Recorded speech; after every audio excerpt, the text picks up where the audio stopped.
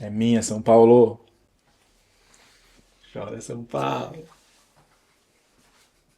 Olá, eu sou a Aleca Rocha, atriz, e interpreto o seu caso virtual de relacionamento bizarro aqui.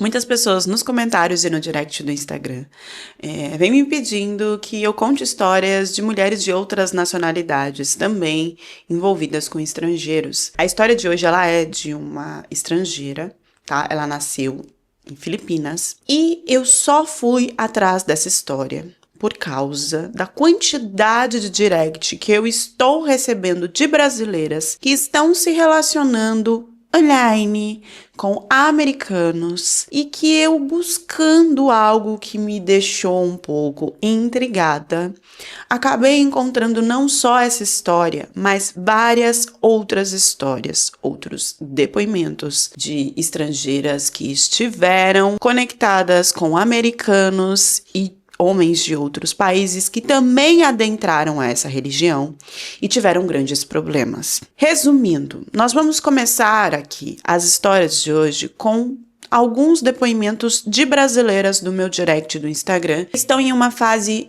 online de relacionamento com americanos que com certeza chegarão ao que acontece nessa história. Então eu trago essa história não só como alerta, mas para tentar barrar o que eu venho recebendo no direct do meu Instagram. Ela não é uma história de agora, mas ela perdura até hoje. E vocês vão entender daqui a pouco por quê. Então vamos primeiro ao depoimento dessas brasileiras que vêm mandando mensagens para mim no direct do meu Instagram. Camila, idade 25 anos, vendedora. Eu comecei a conversar com um americano online sem perceber que, na verdade, ele queria alguma coisa a mais. Porque, na verdade, tudo que eu tenho na internet é só sobre religião. E ele chegou em mim com esse assunto também. Ele dizia que tinha interesse em ser missionário aqui no Brasil. E você podia ver para ele quais eram as regiões mais precisadas da palavra do Senhor. E não só disso, mas que também precisassem de ajuda financeira. Ele começou falando sobre a palavra de um jeito muito diferente do que eu aprendi. Mas ele disse que era interessante que eu também escutasse e entendesse sobre. Ele falava muito da questão do amor livre e do que seria Deus e a palavra de Deus perante a Bíblia.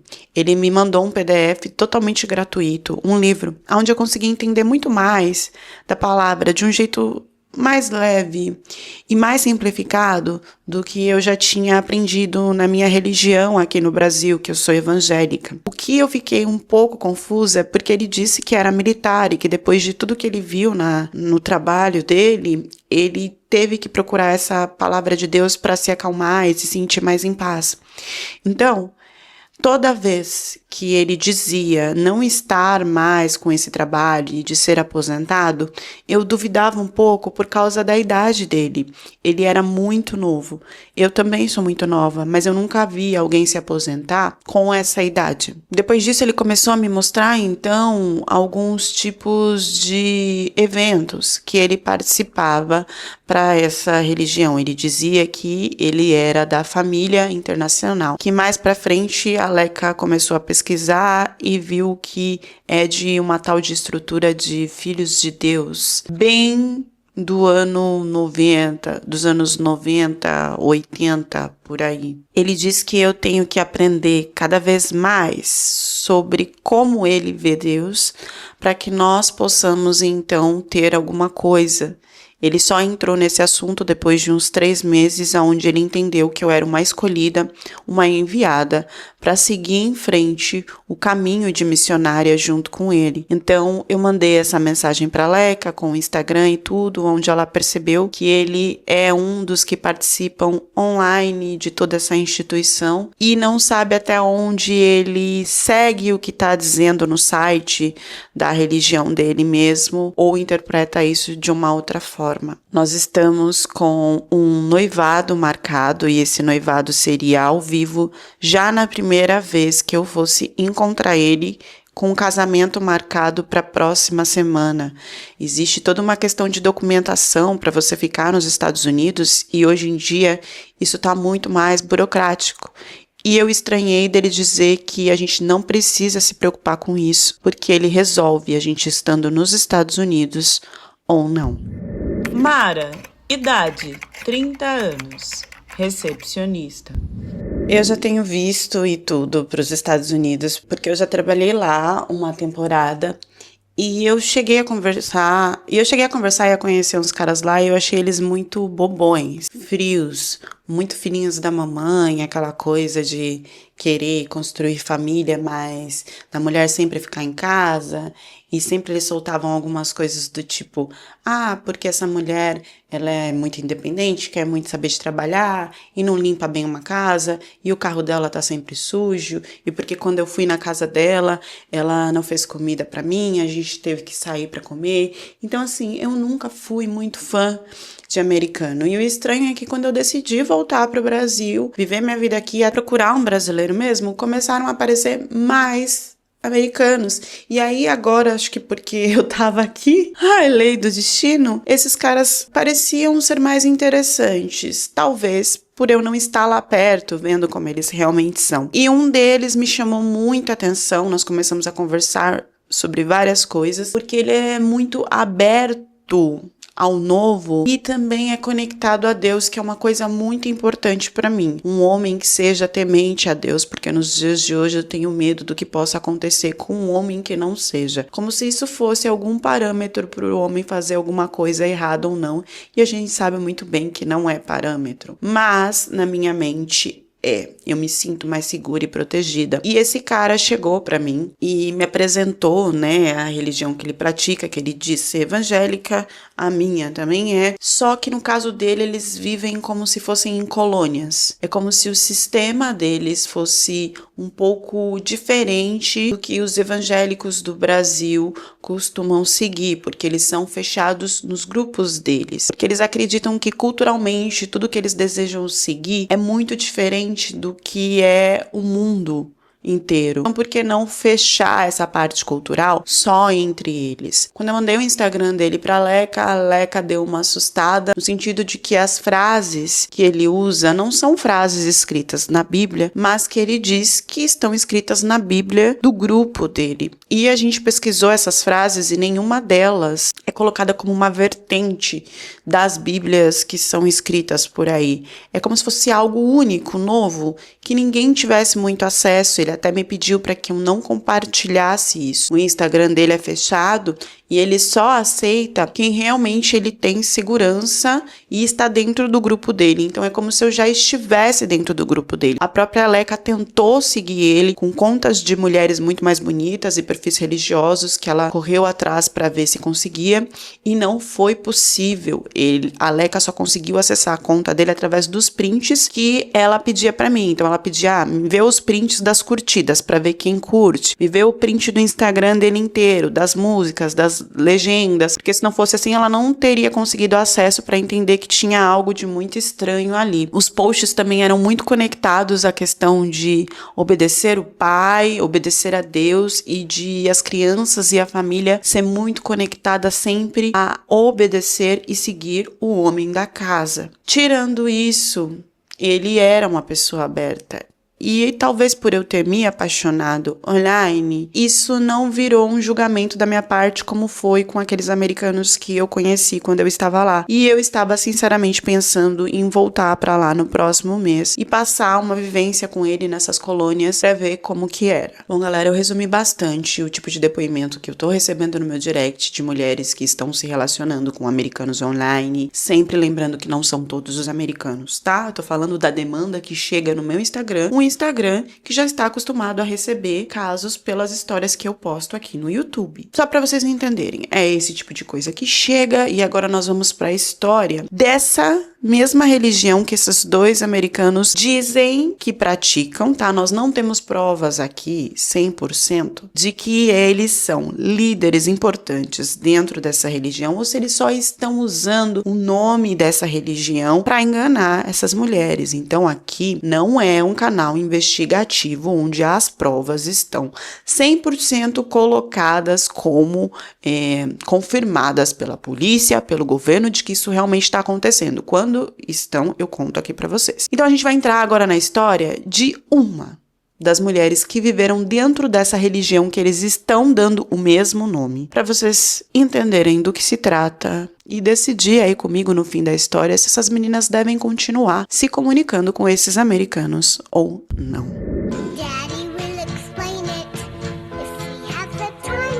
Eu nem sempre entendo porque eu não posso fazer isso ou aquilo, ou porque eu devo fazer isso ou aquilo.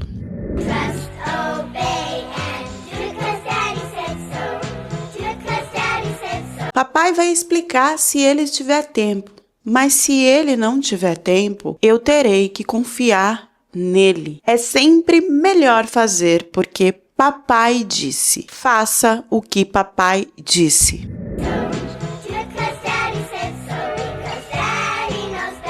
Faço isso porque papai disse. Confie e obedeça. Porque papai sabe o que é melhor. Você não sabia porque papai queria que você tirasse uma soneca hoje. Mas, como você é uma boa menina, você foi lá e somente obedeceu. Papai diz que adultos são como crianças. Eles nem sempre entendem o que Deus faz por eles. Ou por que Deus faz. Eles simplesmente seguem confiando e acreditando, obedecendo e confiando, assim como as crianças fazem com as palavras do papai. É sempre melhor fazer porque o papai disse. Eu deixei aí no meio disso que eu estou falando, que é uma musiquinha, né, para as crianças desse grupo. E aí eu coloquei mais eu falando em português, porque a maioria aqui não entende inglês, para vocês perceberem que essas frases, elas podem ter muita coisa subentendida por trás. E a cada passo que eu contar dessa minha história, vocês irão assimilar como que uma música que talvez possa passar como algo inocente e conectado com Deus, pode fazer com que uma criança se transforme em algo grotesco, em algo totalmente errado, sem perceber. E sem que as pessoas em volta entendam o que podem estar direcionando os seus filhos serem. Foi isso que aconteceu comigo e por isso eu venho aqui, do fundo do meu coração, alertar sobre o que o seu filho assiste na internet para que ele não vire o que eu acabei virando nas mãos de um americano. A minha mãe, ela fazia universidade no Texas, em Austin. E um belo dia, ela simplesmente estava indo para estudar e encontrou um grupo de homens e mulheres com violões, vários instrumentos, cantando alegremente em círculos, sorrindo, desejando o melhor e louvando a Deus com as palavras de amor, paz, perseverança e crescimento espiritual. A partir desse dia, a minha mãe observou esse grupo, conversou com eles, cantou com eles, foi conhecer o culto e nunca mais voltou para a universidade do Texas. Nunca mais voltou para a rotina e para a vida dela. Simplesmente ela abraçou algo que ela não imaginava o que poderia ser. Apesar da minha história não ter um início online, ela perdurou e hoje conta com mais de 1.700 membros online que também passam as mesmas mensagens que a minha mãe recebeu indo para a faculdade estudar. Hoje, com um clique, você entra no site deles e tem lá tudo em PDF, em cadernos, livros, de forma gratuita, para que você possa conhecer Deus e o grupo deles de uma forma melhor. E é aí que pode estar o perigo, dependendo de quem você conecta e de como essa pessoa interpreta tudo que é dito por eles. No início, A minha mãe conheceu eles como filhos de Deus. Esse nome, ele foi mudando porque foi sendo reorganizado e práticas foram sendo desfeitas ou colocadas debaixo do pano, dependendo de como isso era jogado para toda a sociedade. No começo, eles eram grupos em colônias, que depois foram nomeadas famílias. No início, a minha mãe foi para a Europa e ela teve a habilidade, sempre teve a habilidade de cuidar com crianças, por isso ela ficou nesse cargo, então, de cuidar das crianças que estavam nascendo nessa comunidade que ela estava participando.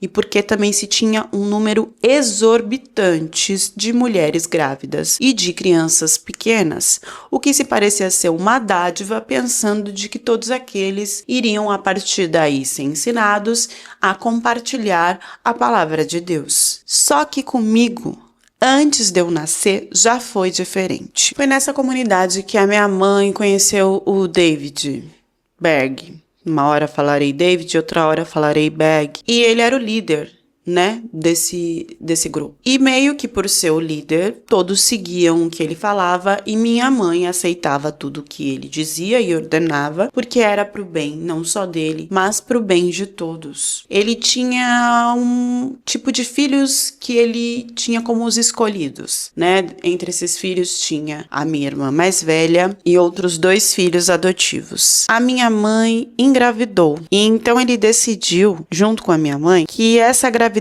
seria um ponto diferente dentro de tudo que eles já faziam. Então ele já pedia para ela tocar e, além de tocar, ter relações ali com um pequeno dele. Eu vou chamar de pequeno, vocês já sabem, né? Pequeno, criança, filho, pra gente não ter problema de derrubar o vídeo aqui. Então ela já aceitava tocar um pequeno dele porque ele pedia, e se ele pedia era uma ordem. E isso era totalmente escrito detalhadamente em um dos livros dele. Ele registrava tudo. Quando a minha mãe engravidou, então ele resolveu que esse registro dessa criança que viria seria feito antes do parto. Então eles começaram a escrever tudo, e aí eu tô dizendo de histórias até mesmo em quadrinhos, de como seria o crescimento dessa criança.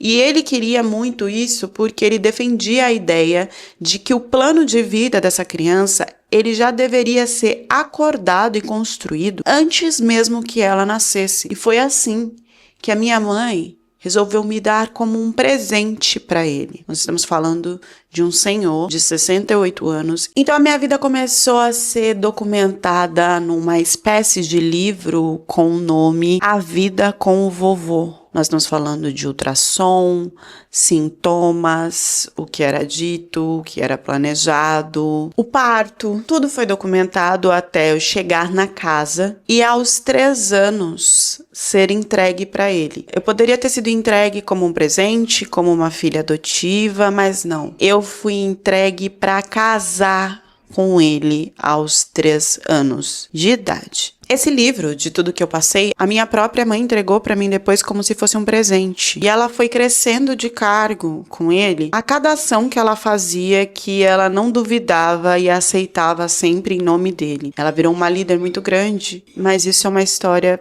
para daqui a pouco. Vamos para a parte do meu casamento aos 3 anos. Quando eu completei 3 anos, eu ganhei uma boneca, o que parecia ser muito especial porque tinham muitos pequenos nessa comunidade, tá? Era uma coisa assim de grupos de 30 pessoas no mesmo lugar, que chegaram mais pra frente a virar um número de 10.000 pessoas, sempre com muitos pequenos. Então ninguém ganhava presente. E eu, ali considerada como algo único e especial, que estava ganhando uma boneca. Me deram um vestido rosa, bufante, cheio de babados. E ali eu não imaginava o que estava acontecendo comigo. Além disso, eu ganhei um anel como forma da nossa aliança na cerimônia. E ele também tinha um anel que hoje cabe no meu dedo mindinho. Então me pediam para sorrir, me pediam para fazer o que o Berg mandava, para eu ser uma boa criança no culto, que eu ia ser presenteada por isso. Eu não imaginava o que aconteceria depois que esse senhor me colocou a primeira vez no colo dele. Ele ainda fez questão de explicar que o anel significava que eu pertencia a ele para sempre. Ele sempre repetia essa frase para mim. Dava a ideia de que eu era um ser único. Quando ele me chamava, era como se fosse um momento de carinho com o vovô, que ele queria estar só comigo. Quando você passa essas informações para uma criança que está crescendo, ela começa a assimilar que todas essas coisas são normais e dá uma ideia de se ser especial e raro. Essa ideia só foi quebrada por mim mais para frente, quando eu cresci e entendi que eu não era a única que tinha ganhado esse anel. Ele tinha dado esse anel para mais 6 outras crianças, entre filhas adotivas e outros que ele queria que fosse casada com ele. Tudo isso é feito em segredo no começo. E você vai assimilando como algo normal, como se fosse você ter que acordar, ir para a escola, comer o seu lanche. Porque essas são as atividades que são colocadas para você. E a partir dos 3 anos, então, eu fui exposta a muita coisa que jamais uma criança deveria ter visto,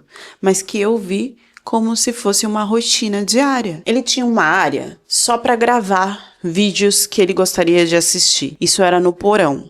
Muito escuro e algumas vezes cheio de luzes.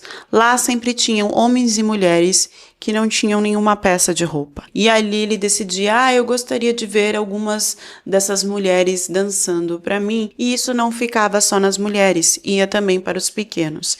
Então, em qualquer momento, você estava lá brincando, fazendo alguma coisa, e vinha alguém, te pegava pelo braço e falava, ok, você vai participar desse vídeo aqui para o vovô assistir. Dance para o vovô. Eu, como uma criança, a primeira vez que tive essa experiência, fiquei muito assustada com as luzes, com a música, com o barulho, com tudo. E aí eu comecei a chorar. E então eu fui colocada como culpada de que não queria fazer alguma coisa pro vovô. E foi a primeira vez, então, que eu sofri na pele, se é que vocês me entendem, porque o castigo era através de com vara de marmelo, sapato, com várias coisas, para que você aprendesse a não fazer mais aquilo. Nisso, a gente via, no meio do caminho, eu via mulheres e homens repetindo que estavam fazendo aquilo, porque o vovô queria. E nisso, em um outro momento, eu via ele, então, direcionando. Ele assistia esses vídeos e ele colocava sobre mais do que ele queria. Então, o seu cabelo nessa cor não tá legal, o seu corpo assim não tá legal, você pode se movimentar mais para esse lado, você pode abrir mais aqui, eu gostaria de ver mais isso seu. Então, ele direcionava como deveria, não só seus vídeos, mas como deveriam ser essas pessoas na vida e fisicamente. Então, algumas tinham que engordar, outras tinham que emagrecer, o que seria tomado no café, o que você faria durante todo o dia. Você não poderia sair para fora a não ser acompanhado por alguém da comunidade que seria escolhido por ele. O mais bizarro é que, mesmo ele pedindo ou exigindo absurdos, essas pessoas respondiam com louvado seja o Senhor. E as crianças que sofriam algum tipo de marca fisicamente, como castigo, ele tinha uma frase como argumento de que isso seria a forma mais correta. Eles podiam usar em você uma tábua, uma régua, uma colher. E aí ele usava uma frase da Bíblia que ele dizia que era porque era certo fazer isso com as crianças. Ele falava que a tolice está ligada ao coração da criança, mas a correção com a vara o afastará da tolice. Era como se ele dissesse que poderiam se usar vários objetos ali para marcar os pequenos, porque estava escrito na Bíblia que essa era a forma de corrigir eles. A nossa única resposta seria: sinto muito por isso, Senhor. Obrigada, Senhor, por me punir. Desculpe, me perdoe, Senhor. Eu esqueci de dizer que tudo isso se iniciou na Filipina, se iniciou em Filipinas, que foi onde eu nasci. E depois nós mudamos então para o Japão, onde nós ficamos 2 anos. Existia uma facilidade de viajar com essas crianças, porque ele conseguia um uma documentação assinada pelos pais, onde ele ficaria como tutor. Então, ele poderia assinar não só para ele viajar com essas crianças, mas também para aquele que ele designasse como pai, porque nós chamávamos todos de tio e em algum momento isso mudaria. Era sempre feita uma lavagem cerebral na gente, de que agora aquele será o seu pai, você chamará ele de pai, porque nós iríamos para um outro lugar com aquela pessoa e aquela pessoa que comandaria a gente. Então, todos os pequenos adolescentes, eles sempre estavam nessas atividades onde homens e mulheres estavam ali se relacionando e eles também estavam se relacionando. Como isso era feito desde pequeno, todo mundo agia como se fosse normal, uma parte da vivência do ser humano. Ninguém via isso como algo errado e bizarro. E quando a gente mudou para o Japão, eu tive então outras informações do tipo, olha, você não vai mais poder falar que você é casada com o vovô, que o vovô te usava desse jeito. Agora você vai falar que só ela, a Serena, é sua irmã, mas aquela ali não é mais a sua mãe. Com tudo isso, eu acabei criando aquela dupla personalidade. Eu tinha muita facilidade para mentir, para inventar histórias, porque foi isso que foi me passado desde pequena. Essa mudança para o Japão foi feita na calada da noite, sabe? A gente entrou numa van no escuro, eles deram essas informações. Nós fomos, então eu tinha que falar que lá no Japão eu era separada do meu pai, do Berg, que estavam em Filipinas, mas eu ia visitar eles. Eu ia visitar o papai, mas na verdade era para ter esse contato com o Berg. E assim acontecia. A gente entrava numa van e do nada estava numa casa secreta para se encontrar agora com o papai. Depois de um tempo, a minha mãe engravidou e aí veio de novo a questão. Temos que nos mudar. Não só nos mudar, como nos dividir. A minha mãe nesse momento já estava como uma líder de nome muito grande e ela simplesmente se distanciou de mim a ponto de eu não ter mais contato, não saber mais onde ela estava, porque aí eu fiquei então com um tio e uma tia novos que iriam cuidar de mim. Esse tio ou tia, ele deixava como tutor da criança para quando a criança precisasse viajar, era só ele assinar autorização com quem quer que fosse e aí essa criança poderia ir para outro lugar. E aí vinha todo aquele jogo da musiquinha, eles são seus novos pais, você precisa obedecê-los, você precisa dar bons exemplos para os outros, você precisa se passar por uma pessoa boa, você tem que ser especial, você é única e você faz isso aceitando tudo e seguindo aquilo como seguiria Deus, porque Deus não podemos questionar o que Ele quer e nem o que acontece, nós só aceitamos. E com o seu novo pai e a sua nova mãe também será dessa forma. A gente não estudava, porque Berg falava que Jesus estava voltando e no máximo dentro de 10 anos.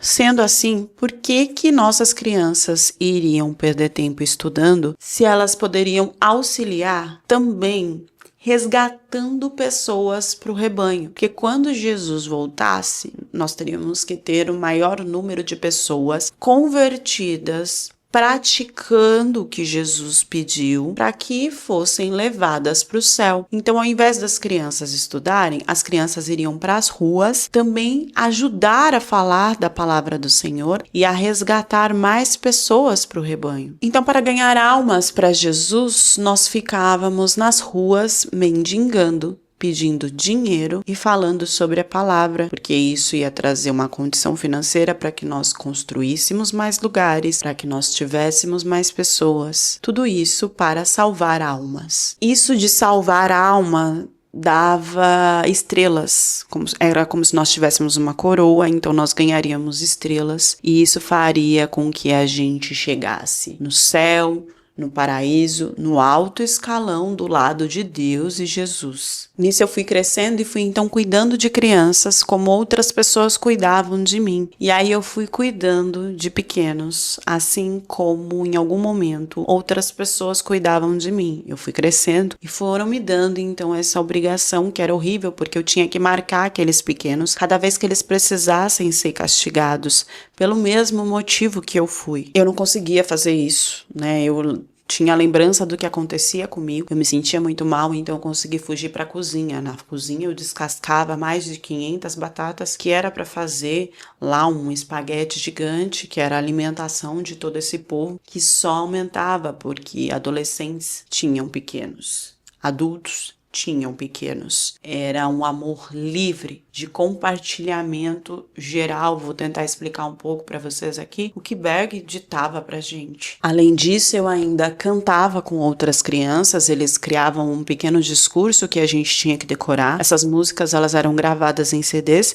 e nós tínhamos que ir nas ruas, nos restaurantes, vender esses CDs em nome de todo o nosso grupo. Nós tínhamos também que decorar o que se era falado, porque uma palavra errada poderia mudar o curso de tudo. Nós pedíamos esmolas, nós íamos nas ruas, em semáforos, em todos os lugares possíveis, e foi assim que eu fui aprendendo outras palavras, tá? Nós íamos de lugares em lugares, aprendi português, aprendi inglês, aprendi várias línguas. Cheguei aí também na América do Sul. Isso no começo era só nos Estados Unidos, mas foi se espalhando pelo mundo inteiro. A frequência com que as mulheres tinham filhos era eterna. Ela não tinha pausa. Isso era proposital, porque essas mulheres, elas não poderiam ter contato com o sistema era o mundo lá fora, tá? A gente só ia fazer isso com pessoas acompanhadas, eram pequenos, né, pra conseguir dinheiro. Mas essas mulheres que estavam grávidas, não, elas não tinham contato com o mundo. Nós falando com outras pessoas pedindo dinheiro também não tínhamos, porque era só pedir, pegar e voltar para nossa comunidade. E aí, essas mulheres, elas ficavam presas e dependentes ao culto. Por quê? Quem que iria manter essas mulheres? Elas não tinham trabalho, elas não tinham casa, não tinham conta. Todo mundo abdicava de tudo para entrar nisso. E não tinha como sair porque não se tinha dinheiro para.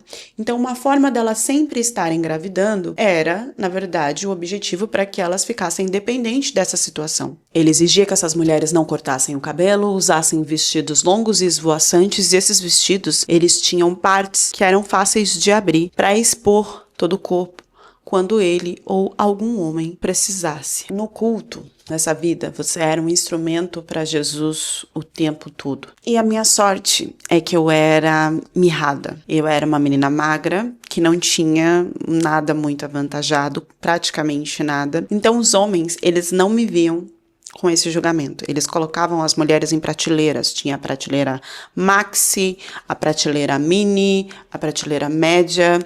E, na verdade, o que acontecia? Se eu era da prateleira mini, eu tinha que pegar meu alimento na prateleira mini, que com certeza era uma quantidade maior de comida para que eu aumentasse esse corpo, para que chegasse na feminilidade lá que eles queriam. A minha sorte é que eu nunca chegava nisso. Eu sempre fui muito mirrada, então resolvi até cortar o meu cabelo, ficar parecida com um menininho para ter menos acesso a esses caras. E foi isso que me salvou de não entrar num looping de engravidar sem parar. Quando se tinha cinema, esses homens juntavam e pediam então que as mulheres ficassem sem a parte de cima. E eu era muito julgada, né? Eu era muito humilhada, porque eu realmente tinha um corpo ali de pequena. Falando sobre o Berg, ele começou com isso em 1968. Ele criou esse grupo meio hippie do amor sobre Deus, Jesus, e ele então, no começo de comunidade, fez com que esses lugares e essas pessoas virassem lares. As pessoas abdicavam de tudo, família, bens materiais, e se não fizessem aquilo que ele pedia, elas iam cada vez sendo mais rebaixadas de cargo,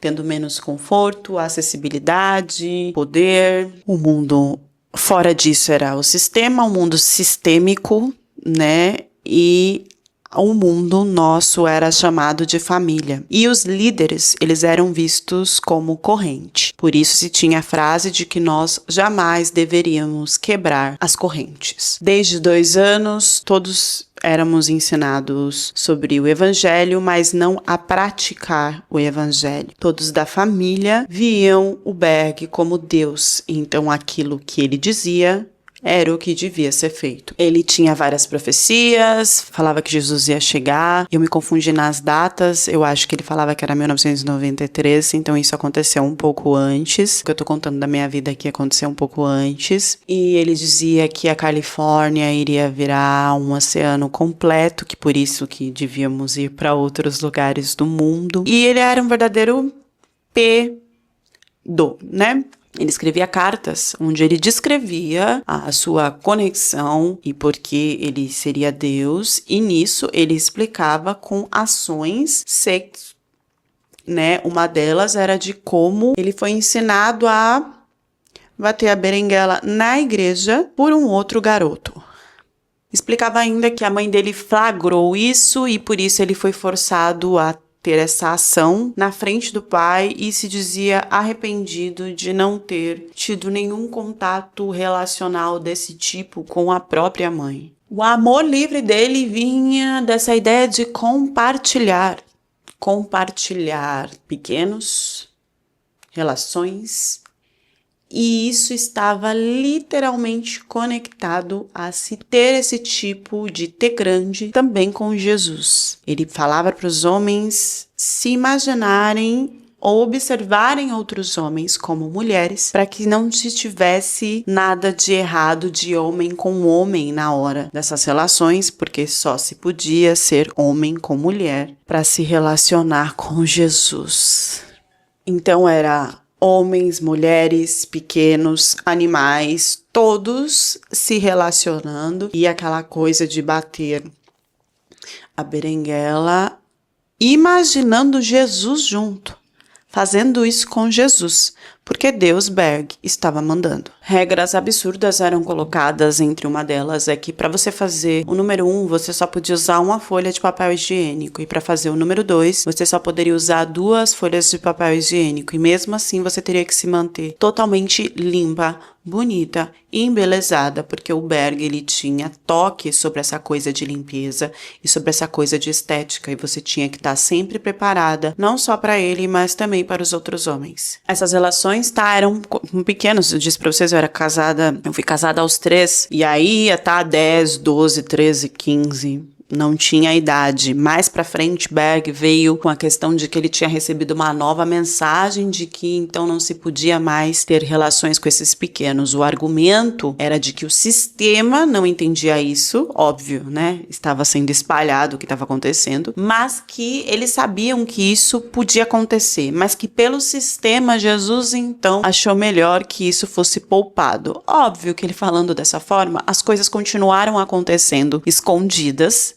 de forma escondida, né? E se dizendo, então, que não acontecia mais nada. Ninguém para um culto de anos com 10 mil pessoas que estão acostumadas a essa prática diária, simplesmente porque Berg, do nada, decidiu que então nós devemos escutar um pouco o sistema, mesmo sabendo que isso é certo. Ele veio a perder a vida, e aí então que as pessoas não ligaram para aquilo, porque ele não estava mais ali para falar, né? Então continuaram sim com essas ações. Quem assumiu foi uma das esposas dele, que também tinham práticas de relações com o filho dele, com o pequeno dele, com o pequeno dela, com todo o grupo, e aí se teve essa coisa de reorganização da religião, com pessoas que sempre praticaram isso. Era uma coisa assim, os demônios de fora não podem escutar sobre essas nossas ações, então nós temos que manter isso em segredo e não fazer. Após ele perder a vida,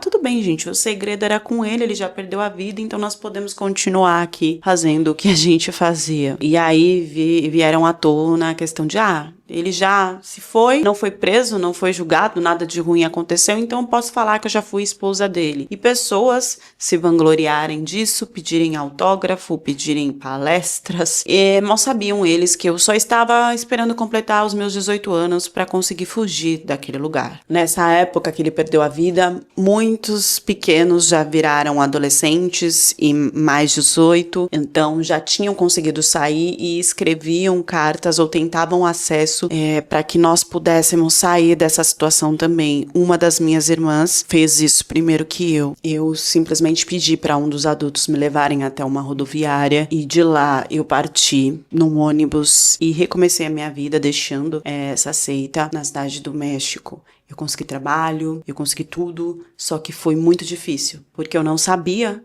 o mundo que existia lá fora. Quando eu vi o tanto de filmes, de livros, de opiniões, de reflexões, como as pessoas viviam, que esse contato como relacional não existia. Foi muito traumático eu transformar tudo isso e entender que o mundo era muito maior, que as possibilidades eram gigantes e que eu não sabia nada, porque nós éramos fechados em um mundo paralelo que não existia. Mentiram para mim a vida toda. E hoje, nenhuma dessas pessoas foram presas, julgadas ou se colocadas como culpadas. O que aconteceu foi uma reorganização da religião, que hoje não se chama mais Filhos de Deus, se chama Família Internacional. Eles têm sites, eles têm PDFs, livros, vocês podem encontrar músicas, e aí que começou a coisa toda, porque a esposa dele disse que eles estavam reorganizando tudo e não se tinha mais essa questão de se relacionar a todo mundo e essas questões dos pequenos, que isso não existia mais, mas eles soltaram um vídeo no YouTube, onde se tem uma musiquinha com as crianças que é bem próxima disso que apareceu no começo da história e com pontos assustadores falados como se fossem normais para essas crianças. Acreditem ou não, eles se encontram nesse momento no YouTube Kids. E o meu depoimento fica aqui novamente para reforçar que mais de 1.700 pessoas online estão divulgando no Instagram, em sites, tudo sobre essa religião que vem agora reformulada.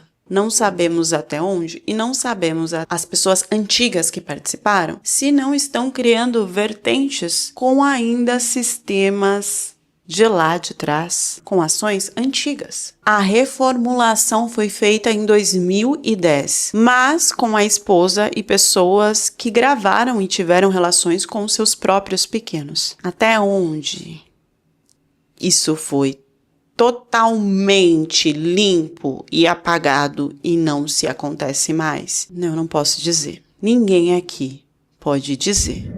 Bom, gente, eu só trouxe essa história, apesar de não ser aí, de não ter aí um conteúdo de conversa de mulher com estrangeiro e tal. Essa história se conecta com as brasileiras que estão me mandando mensagem no direct, que estão conversando com estrangeiros que dizem ser dessa religião, que abordam dessa forma e que deixam claro pensamentos que eram praticados antigamente. Isso não seria preocupante, para mim seria já assustador e perturbador. A partir de agora, vocês já perceberam, eu vou trazer histórias que tenham conexões online, mas que nem sempre tenham essa troca amorosa que vocês estão acostumados aí, porque tem muita coisa na internet que nós precisamos refletir, que nós precisamos conhecer e sermos alertados. Qual a chance desses primeiros sinais que esses americanos, não estou falando de todos, estão colocando para essas brasileiras? Qual a chance disso ter um bom resultado? Na minha cabeça, nenhum. E a gente tem que prevenir para remediar. Então, deixem as reflexões de vocês sobre essa história que muitas das vezes a gente vê sobre o casamento muçulmano, do Oriente, que também acontece, mas a gente está vendo que também acontece nos Estados Unidos, que também acontece no Brasil, que acontece no mundo todo. Deixem a reflexão de vocês, tanto sobre as depoentes que me mandaram aí essa dúvida, espero que eu tenha sanado com esse vídeo, sobre a história também dessa mana que nasceu em Filipinas e virou aí um mundo tendo essa experiência horrível. Deixem as reflexões nos comentários e até a próxima história do canal.